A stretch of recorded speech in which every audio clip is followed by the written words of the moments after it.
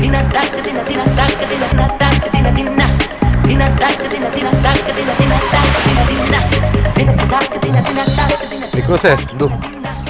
സീനൊക്കെ ഞാൻ വായിച്ചേട്ടോ. ഇതിൽ എന്നെ ഒരു ഗായകനായിട്ടാണ് നിങ്ങൾ ഒരു 7 സീനോളം അല്ലേ അവതരിപ്പിച്ചിരിക്കുന്നത്. അതിന് വലിയ പ്രസക്തി ഇല്ല.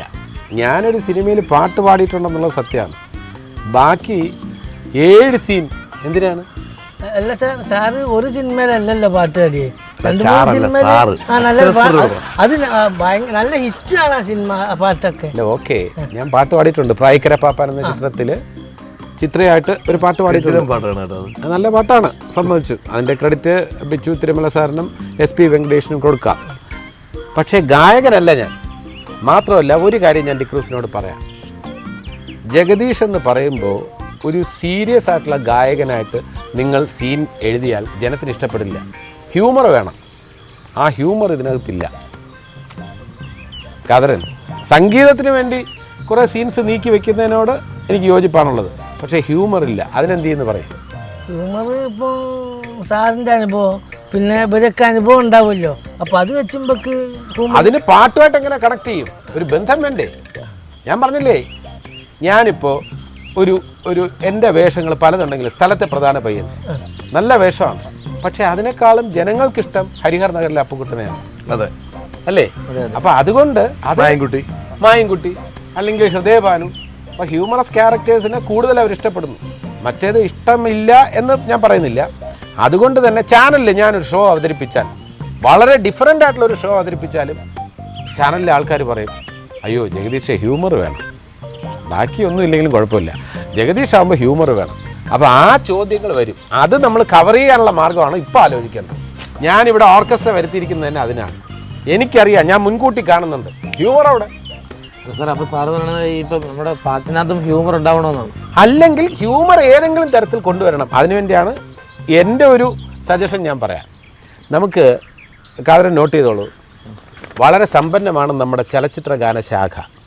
അതിലെ ഹ്യൂമറസ് ആയിട്ടുള്ള ഹാസ്യം കലർന്ന ഗാനങ്ങൾ നമുക്ക് സെലക്ട് ചെയ്യാം. എന്നിട്ട് അതിൻ്റെ ഒരു ഭാഷ്യം, അതിൻ്റെ ഒരു ഇൻ്റർപ്രിട്ടേഷൻ, അതിൻ്റെ വിലയിരുത്തലുകൾ, അത് ബേസ് ചെയ്ത് ജീവിതാനുഭവങ്ങൾ, അതൊക്കെ നമുക്ക് പങ്കുവയ്ക്കാം. എങ്ങനെയുണ്ട്? ഓക്കെ ഒരു സിനിമയിൽ ഉൾപ്പെടുത്താനായിട്ട് സിനിമയിൽ ഉൾപ്പെടുത്താം. അത് ഞാൻ അതിൽ അഭിനയിക്കുമ്പോൾ ഞാൻ തന്നെ ഇത്തരത്തിലുള്ള ഡിസ്കഷൻ നടത്തുന്നതായിട്ട് കാണിക്കാം. വേറെ ക്യാരക്ടേഴ്സുമായിട്ട് ഞാൻ സംസാരിക്കാം. വേണമെങ്കിൽ അത്യാവശ്യം ആ പാട്ടുകളൊക്കെ ഒന്ന് പാടാം. മുഴുവനല്ല, 4 വരിയൊക്കെ. അത് കൊള്ളായിരിക്കും അല്ലേ? അല്ലാതെ എന്നെ ഒരു ഗായകനാക്കി പ്രസൻറ്റ് ചെയ്താൽ അത് ജനങ്ങൾ അക്സെപ്റ്റ് ചെയ്യില്ല. വലിയ ഗായകരുള്ള ഒരു അപ്പം സാറ് സെൽഫ് ബൂസ്റ്റിംഗ് ഒരിക്കലും ആഗ്രഹിക്കുന്നില്ല അല്ലേ? ജനങ്ങൾ അക്സെപ്റ്റ് ചെയ്യില്ല. എനിക്കും ഇഷ്ടമല്ല നമ്മൾ സ്വയം പുകഴ്ത്തുക എന്നൊക്കെ പറയണം. പിന്നെ നിങ്ങൾ പറഞ്ഞതുകൊണ്ട് മാത്രം വേണമെങ്കിൽ ആ 4 വരി പാട്ട് ഞാൻ പാടുന്നതായിട്ട് വേണമെങ്കിൽ കാണിക്കാം. കാരണം വെച്ചാൽ എനിക്ക് മനസ്സിൽ ഏറെ ഇഷ്ടമുള്ള പാട്ടാണ് കൊക്കും പൂഞ്ചിറകെന്നുള്ള ആ പാട്ട്. അത് വേണമെങ്കിൽ ഞാൻ പാടുന്നതായിട്ടോ അതിൻ്റെ റെക്കോർഡിങ്ങോ എന്തെങ്കിലും വേണമെങ്കിൽ കാണിക്കാം. നന്നാവില്ലേ? അല്ല, അതിനാണ് ഞാൻ ഇവിടെ സെറ്റ് ചെയ്തിരിക്കുന്നത്. ഇതിൽ ഞാൻ പാടുന്ന പാട്ടെല്ലാം നിങ്ങൾ സെലക്ട് ചെയ്യേണ്ട. ഇതിൽ ഏതൊക്കെ വേണമെന്നുള്ള കാതരൻ തീരുമാനിക്കണം. Okay sir. അപ്പൊ ഇത് വേണമെങ്കിൽ 4 വരി വേണമെങ്കിൽ. കാതരം മാത്രമല്ല, ഞാനും കൂടെ എന്തെങ്കിലും പറയാനല്ലോ സാർ. അത് മറ്റൊന്നും കൊണ്ടല്ല. അയ്യോ, അവിടെ ഈഗോ അല്ല. അവന്റെ വല്ല പൊട്ടപ്പാട്ടുകളൊക്കെ പറഞ്ഞാൽ എല്ലാവരും കൂടെ തീരുമാനിച്ചാൽ മതി. ഡിക്രു എന്നെ മുൻനിർത്തി പറയുന്നേ ഉള്ളൂ റൈറ്റർ എന്നുള്ള. പിന്നെ നീ ഉണ്ട്. ആ ഉദ്ദേശത്തിലല്ല കാതര, എനിക്കറിയാലോ നിന്റെ ഉദ്ദേശം. അതില്ല, പാട്ട് അല്ല സാറേ, പാട്ടാകുമ്പോ നന്നാവണമല്ലോ, അതുകൊണ്ടാ. അല്ല, അതിന് കുഴപ്പമില്ല. ഇങ്ങനെ ഒരു പഴഞ്ചൊല്ലുണ്ടല്ലോ, കൈതക്കും പൊട്ടപ്പാട്ട് വരും എന്നുള്ളത്. ആരാണ് കഴുത? അല്ല, അങ്ങനെയല്ല, അതൊരു പഴഞ്ചൊല്ലാണ്. അത് പറഞ്ഞ എടാ, നീ മറ്റേ കോഴിക്കോട്ടെ സംഭവം ആർട്ടിസ്റ്റിനെ വിളിച്ചോ? നമ്മൾ വിളിച്ചോളാം. ഇവിടെ വിളിച്ചത് പോയി വിളിച്ചോ? നമ്മൾ വിളിച്ചോളാം. പറഞ്ഞു വിടുന്ന അത്ര ഉള്ളവന്റെ ഉദ്ദേശം. എനിക്ക് എങ്ങനെ മനസ്സിലായില്ല, പറഞ്ഞു വിടണമെന്നേ ആഗ്രഹമില്ല. ഞാൻ ചോദിച്ചതേ ഉള്ളൂ. ഉത്തരവാദിത്തം എല്ലാവർക്കും വേണമല്ലോ. അപ്പൊ നമുക്ക് ആ പാട്ട് വേണമെങ്കിൽ 4 വരി. കൊക്കും പൂഞ്ചിറകും മൊക്കും കാട്ടുകിളി കക്കും നെന്തിനുള്ളം വനചാരുതേ വരുചാരണി. കൊക്കും പൂഞ്ചിറകുമൊക്കും കാട്ടുകിളി കക്കും നെന്തിനുള്ളം വനചാരുതേ വരുചാരണി. വിഷ്വൽസ് ഭയങ്കര ബ്യൂട്ടി അല്ലേ സാറേ? പ്രായിക്കര പാപ്പാൻ ആ പാട്ട് കാണുമ്പോൾ ഒരു രസമില്ലേ? കുട്ടികൾ ഒരുപാട് ഏറ്റെടുത്ത പാട്ടായിരുന്നു ആ സമയത്ത് ഇത്. അല്ല അത് കുട്ടി ആന കോന്നി. ഈ കുട്ടിയാനകളുമായിട്ട് ഒരുപാട് സിനിമകളിൽ ഞാൻ അഭിനയിച്ചിട്ടുണ്ട്. പ്രായിക്കര പാപ്പാൻ മാത്രമല്ല, വേറെ സിനിമകളിൽ. ഈ പ്രായിക്കര പാപ്പാനിൽ ഞാൻ ആനപ്പുറത്ത് ചാടിക്കയറുന്നതൊക്കെ ഡ്യൂപ്പില്ലാതെയാണ് കേട്ടോ. ഒറിജിനൽ ആദ്യം തുടക്കത്തിൽ തന്നെ ആനക്കൊമ്പിൽ പിടിച്ച് 4 പ്രാവശ്യം ആന എന്നെ ഇങ്ങനെ പൊക്കുന്നുണ്ട്. കണ്ടു നോക്കൂ, ഡ്യൂപ്പില്ല, ഒറിജിനലാ. സാറിന് ഭയം തോന്നിയില്ല അന്നേരം? പിന്നെ ചെറിയ പേടിയൊക്കെ ഉണ്ട്, പക്ഷെ പാപ്പാൻ തന്ന ധൈര്യം അതുകൊണ്ടാണ് ഇങ്ങനെ പോകുന്നത്, പൊക്കി എടുക്കുന്നുണ്ട്. പിന്നെ ഒരു ഗജരാജമന്ത്രം എന്ന് പറയുന്ന സീനിൽ ഞാനൊരു ഫൈറ്റ് സീക്വൻസിൻ്റെ ഇടയിൽ ഒരാളെ ഇടിച്ചിട്ടിട്ട് ആ ഷോട്ടിൽ തന്നെ വന്ന് ആനപ്പുറത്ത് ചാടി കയറുന്നതാണ്. കണ്ടു നോക്കൂ, ഇതൊക്കെ ടൈറ്റ് ബ്ലോക്കാണ്, ഡ്യൂപ്പല്ല, ഞാൻ തന്നെയാണ് ചെയ്തിരിക്കുന്നത്. അതൊക്കെ വേണമെങ്കിൽ സ്ക്രിപ്റ്റിൽ വരുത്താം, അതൊന്നും സെൽഫ് ബൂസ്റ്റിംഗ് ഒന്നുമല്ല, നടന്ന സംഭവമാണ്. അല്ല, അപ്പം ഞാൻ പറഞ്ഞു തന്നെ, ഇവിടെ ഓർക്കസ്ട്രയെ ഞാനിവിടെ ക്ഷണിച്ചിരിക്കുന്നത്, ശ്രീജിത്തിനെ അഖിലിനെയൊക്കെ വിളിച്ചു വരുത്തിയത്, ഇതിനകത്ത് ഇപ്പം നമ്മൾ ഡിസ്കസ് ചെയ്യാൻ പോകുന്നത് ഒരു ഡിഫറെൻ്റ് ആംഗിളിൽ നമ്മൾ കൊണ്ടുവരണം. എന്ത് കാര്യങ്ങൾ പ്രേക്ഷകരിലേക്ക് എത്തിക്കുമ്പോഴും അതിനകത്ത് പുതുമയുണ്ടെങ്കിൽ പ്രേക്ഷകർ അക്സെപ്റ്റ് ചെയ്യും. തീർച്ചയായിട്ടും സാറേ. അപ്പം നമ്മൾ പാട്ടിനെ കുറിച്ചാണ് നമ്മളത്തെ ഇപ്പോഴത്തെ ഒരു ഡിസ്കഷൻ. അതായത് ഈ പാട്ടുകൾക്ക് പുതുമ കൊടുത്തു കഴിഞ്ഞാൽ ജനങ്ങൾ അംഗീകരിക്കും. കാരണം വലിയ ഓർക്കസ്ട്ര ഒന്നും ഇല്ലാതെ ഇപ്പം തന്നെ ഈ ആക്ഷൻ ഹീറോ ബിജുവിൽ ഡെസ്കിലടിച്ചിട്ടുണ്ട്, മുത്തേ പൊന്നെ പിണങ്ങല്ലേ, ആ പാട്ട് എന്ത് ഹിറ്റായിരുന്നു. അതുപോലെ തന്നെ ഇപ്പോൾ പൂമരത്തിൽ വലിയ ബഹളങ്ങളൊന്നും ഇല്ലാതെ ഒരു ഡിഫറൻ്റ് ആയിരുന്നു, പാട്ട് പെട്ടെന്ന് മനസ്സിലാക്കാൻ പറ്റുന്നത്. അതെ, അതുപോലെ ഇപ്പോൾ ലേറ്റസ്റ്റ് ആയിട്ട് അങ്കമാലി ഡയറക്റ്റിലെ പാട്ട്. അതുകൊണ്ട് പാട്ടുകൾക്ക് ഒരു പുതുമ കൊടുത്തു കഴിഞ്ഞാൽ ജനങ്ങൾ എടുക്കുമെന്നുള്ള കാര്യത്തിൽ ഉറപ്പാണ്. ആ പുതുമ മാത്രമല്ല, നമുക്കിതിനകത്ത് വേണ്ടത് എങ്ങനെ ഹാസ്യം, ഇതിനകത്ത് ഈ പാട്ടുകളിലെ ഹാസ്യത്തെക്കുറിച്ചാണ് നമുക്ക് ഡിസ്കസ് ചെയ്യുന്നത്. നിങ്ങളുടെ ജീവിതവുമായിട്ട് ഈ പാട്ടുകൾ എങ്ങനെ ബന്ധപ്പെട്ടിരിക്കുന്നു എന്ന് ഓരോരുത്തരും പറയണം. പിന്നെ ആ പാട്ടിലുള്ള ഹാസ്യം എന്താണെന്ന് എൻ്റേതായിട്ടുള്ള ചില നിരീക്ഷണങ്ങൾ ഞാൻ അവതരിപ്പിക്കാം. നമുക്ക് ഈ ഹാസ്യം എന്ന് പറയുമ്പോൾ, നർമ്മം എന്ന് പറയുമ്പോൾ, പാട്ടുകളിൽ നമ്മൾ ആദ്യം പറയേണ്ട പേര് ഭാസ്കരൻ മാഷിൻ്റേതാണ്. വയലാറിൻ്റെ നല്ല ഹാസ്യഗാനങ്ങളുണ്ട്, ശ്രീകുമാരൻ തമ്പി മാഷിൻ്റെ ഉണ്ട്, ONV സാറിൻ്റെ ഉണ്ട്. എന്നാൽ പോലും ഭാസ്കരൻ മാഷിൻ്റെ പ്രത്യേകത അത് ഡിസ്കസ് ചെയ്യുമ്പോൾ നിങ്ങൾക്ക് മനസ്സിലാവും. ഉദാഹരണത്തിന് ഞാൻ ഒരു പാട്ട് പാടാം, അതിൻ്റെ ഹാസ്യം നമുക്ക് ഡിസ്കസ് ചെയ്യാം. മാനെന്നും വിളിക്കില്ല, മയിലെന്നും വിളിക്കില്ല, മാടത്തിൻ മണി വിളക്കേ, നിന്നെ ഞാൻ മാടത്തിൻ മണി വിളക്കേ. മാനെന്നും വിളിക്കില്ല, മയിലെന്നും വിളിക്കില്ല, മാടത്തിൻ മണി വിളക്കേ, നിന്നെ ഞാൻ മാടത്തിൻ മണി വിളക്കേ. ഉള്ളി കടന്നു കരൽ കൊള്ളയടിക്കും, നിന്നെ കള്ളിപ്പെണ്ണെന്നു വിളിക്കും, നിന്നെ ഞാൻ കള്ളിപ്പെണ്ണെന്നു വിളിക്കും. ആടാനും വരില്ല ഞാൻ, പാടാനും വരില്ല ഞാൻ, പാടത്തെ പച്ചക്കിളിയേ, ചൊല്ലിടാം പാടത്തെ പച്ചക്കിളിയേ. ആടാനും വരില്ല ഞാൻ, പാടാനും വരില്ല ഞാൻ, പാടത്തെ പച്ചക്കിളിയേ, ചൊല്ലിടാം പാടത്തെ പച്ചക്കിളിയേ. നീലിച്ച പുരികത്തിൻ പീലിക്കെട്ടൊഴിഞ്ഞെന്നെ തൂണാക്കി മാറ്റിയല്ലോ, എന്നെ നീ തൂണാക്കി മാറ്റിയല്ലോ. ചേലൊത്ത പുഞ്ചിരിയാൽ പാല് കുറുക്കി തന്ന് പാലാക്കി മാറ്റിയല്ലോ, എന്നെ നിന്റെ പാലാക്കി മാറ്റിയല്ലോ. ഇതിലെ ഹാസ്യം ഡിസ്കസ് ചെയ്യാം. ചേലത്ത പുഞ്ചിരിയാൽ പാല് കുറുക്കി തന്ന് വാലാക്കി മാറ്റിയല്ലോ. ഭാര്യയുടെ വാലാക്കി മാറ്റി, അല്ലെങ്കിൽ കാമുകിയുടെ വാലാക്കി മാറ്റി. എന്താ മൊയ്തീനെ, മൊയ്തീന്റെ നമ്മക്കെന്താ വെച്ചാല് സത്യമാണെന്ന് ഇവിടെ പറഞ്ഞു, അപ്പൊ കറക്റ്റ് ആയിരിക്കും. മൊയ്തീന്റെ അവസ്ഥ നിങ്ങൾക്ക് തന്നെ അറിയാൻ പറ്റുന്നു. കതിര, ചേലത്ത പുഞ്ചിരിയാൽ പാല് കുറുക്കി തന്നാലേ വാലായി മാറ്റുമോ? അല്ല, അതെന്ന് പറഞ്ഞു കഴിഞ്ഞാൽ ശരിയാണ്. അപ്പം പെണ്ണുങ്ങൾ, അത് ഭാര്യമാര് നമ്മളെ സ്നേഹത്തോടെ പറഞ്ഞു കഴിഞ്ഞാൽ നമ്മൾ കേൾക്കണം. അതിനാണ് പറയുന്നത് പെൺകോന്തൻ. അതെ, പെൺകോന്തൻ എന്നാണ് പറയുന്നത് നമ്മുടെ അസോസിയേറ്റ് ഡയറക്ടർ വർഷയുടെ അഭിപ്രായത്തിൽ എങ്ങനെയായിരിക്കണം ഭാര്യമാര്? ഒരിക്കലും അങ്ങനെ ആവരുത്. ഈ കുറുക്കി തന്നാൽ അങ്ങനെ നമ്മള് തെറ്റ് കണ്ട ശകാരിക്കണം, എന്നാ സ്നേഹവും വേണം. തെറ്റല്ല, അത് ഭാര്യയുടെ ഒരു സ്നേഹം. ഭാര്യ ഒരു ഭർത്താവിനെ ഏത് രീതിയിലേക്കൊക്കെ മാറ്റിയെടുക്കാമെന്ന് ഭാര്യയ്ക്ക് സ്നേഹം കൊണ്ട് ട്രീറ്റ്മെന്റ് ചെയ്യാൻ പറ്റും. അതാണ് ഉദ്ദേശിച്ചിരിക്കുന്നത് തോന്നുന്നത്. ഞാൻ പറഞ്ഞ പെൺകോന്തൻ. അതെന്ത് പെൺകോണ്ട്?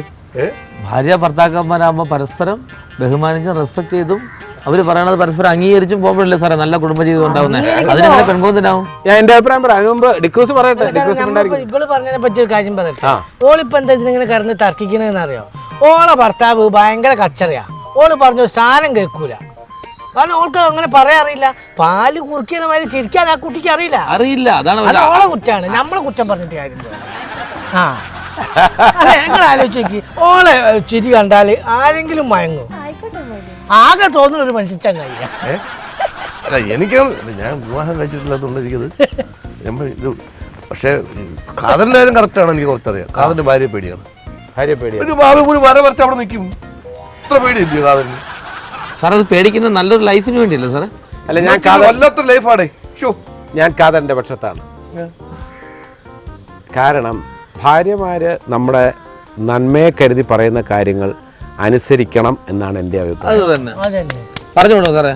കാരണം ഈ പറഞ്ഞ പോലെ ഭാര്യയുടെ അടിമയാവണം, ബാലാവണം എന്നൊന്നും ഞാൻ പറയുന്നില്ല. പക്ഷേ ഭാര്യമാർ പറയുമ്പോൾ അതിനകത്ത് സത്യമുണ്ട്. ഭാര്യമാർ എന്തിനു പറയുന്നു? അവരുടെ സ്വാർത്ഥതയല്ല. നേരെ മറിച്ച് ഭാര്യമാർ പറയുന്നു ഭർത്താവിൻ്റെ വീട്ടുകാരുമായിട്ട് എന്താ പറയുക, ഇത്ര അടുപ്പം വേണ്ട, ഭർത്താവിനെ തടയുന്നു. ഭർത്താവിൻ്റെ സഹോദരിയോ അമ്മയോ അച്ഛനെയോ ഒക്കെ തന്നെ കൂടുതൽ പരിഗണിക്കുമ്പോൾ ഭാര്യ ഉടക്കൊണ്ടാക്കിയാൽ അതിനോട് എനിക്ക് യോജിപ്പില്ല. നേരെ മറിച്ച് നല്ല കാര്യങ്ങൾക്ക് വേണ്ടിയുള്ള ഭാര്യമാരുടെ നിലപാട്, അത് ഭർത്താക്കന്മാർ ഭാര്യമാരുടെ കൂടെ നിൽക്കണം എന്ന് തന്നെയാണ് എൻ്റെ അഭിപ്രായം. തീർച്ചയായിട്ടും. അത് മാത്രമല്ല, ഭാര്യമാരുടെ ആവശ്യങ്ങൾ 95% ഭർത്താവിന് വേണ്ടി നല്ല കാര്യത്തിനായിരിക്കും. ഇല്ല, എനിക്ക് നല്ലൊരു അനുഭവമുണ്ട് കാതറിൻ്റെ.